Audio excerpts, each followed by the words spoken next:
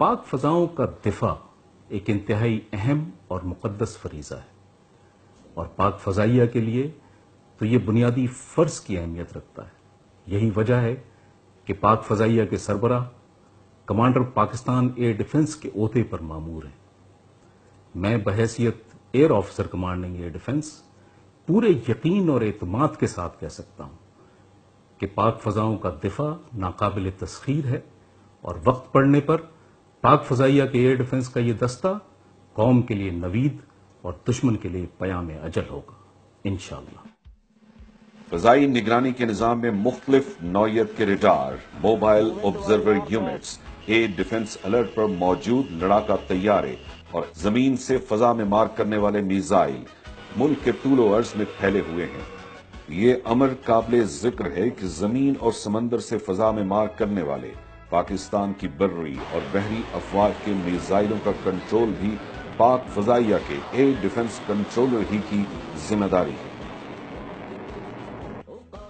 خیبر پختونخوا کے برف پوش پہاڑ ہوں یا پنجاب کے زرخیز میدان، سندھ کے تپتے صحرا ہوں یا بلوچستان کے سنگلاخ پہاڑ، مادر وطن کی ساحلی پٹی ہو یا بحیرہ عرب کے پانیوں کے ڈھانپنے والی فضا، ایک ایئر ڈیفنس کنٹرولر کی نگاہ 24 گھنٹے فضائی نگرانی کے اس نظام کو بروئے کار لاتے ہوئے فضائی حدود کی حفاظت کرتی ہے۔ اس کے ساتھ ساتھ دفاعی نگرانی پر مامور ایویکس طیارے دشمن کو اس کی اپنی حدود میں دور تک دیکھنے اور اس کے مذموم ارادوں کو خاک میں ملانے کے لیے ہمہ وقت تیار رہتے ہیں۔ کسی بھی فضائی دفاع کے نظام کو مؤثر بنانے کے لیے کمانڈ اینڈ کنٹرول سسٹم کی ضرورت ہوتی ہے۔ پاک فضائیہ نے جہاں خود انحصاری مہم کے تحت JF-17 تھنڈر جیسے جدید لڑاکا طیارے کے وجود کو ممکن بنایا، وہیں air defence command and control system بھی ملکی سطح پر تیار کر کے حربی خود انحصاری کو دوام بخشا۔ اس کمانڈ اینڈ کنٹرول سسٹم کے ذریعے سینکڑوں میل دور سے ریڈاروں اور میزائلوں کا کنٹرول مرکزی طور پر کیا جاتا ہے۔ یہ جدید command and control system Pakistan کی فضائی حدود کی حفاظت کو یقینی بنانے کے لیے جغرافیائی بنیادوں پر تقسیم مختلف سیکٹرز میں نصب ہیں۔ اپنی اپنی حدود میں متعین ریڈاروں اور میزائلوں کا ڈیٹا ان سیکٹرز میں ہمہ وقت میسر ہوتا ہے، جس کی بنیاد پر دوست اور دشمن کی پہچان کرتے ہوئے یہ سیکٹرز دفاعی اور حربی احکامات جاری کرنے کے مجاز ہوتے ہیں۔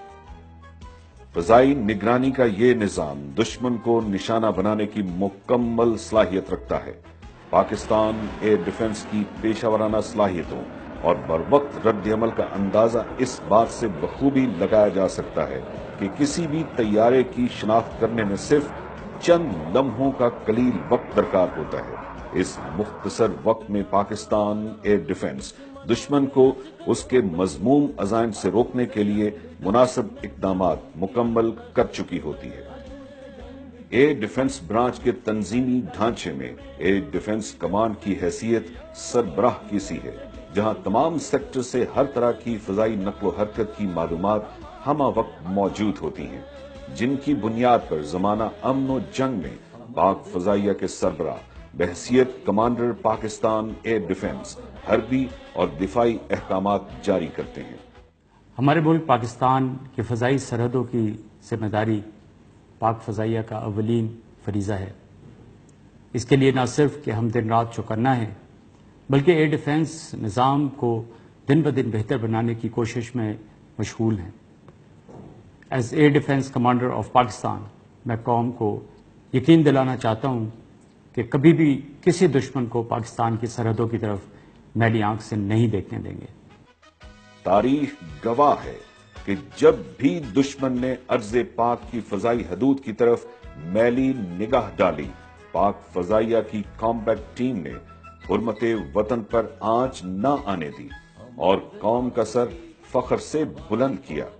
یہ ٹیم کبھی فاروق حیدر اور رفیقی کی صورت میں مارکائے چھم کی یاد دلاتی ہے، تو کبھی رب نواز اور یونس کی صورت میں بروز عید دشمن کے مذموم ارادوں کو خاک میں ملاتی دکھائی دیتی ہے۔ کبھی انوار اور جمال کی صورت میں دشمن کے طیاروں پر بجلی بن کر گرتی ہے، تو کبھی اعجاز اور چنگیزی کی صورت میں مارکائے لاہور میں فتح کی نوید دیتی ہے۔ پاک فضائیہ کی سنہری تاریخ ایسے ہی سرفروش شہداء اور غازیوں کی داستانوں سے مزین ہے۔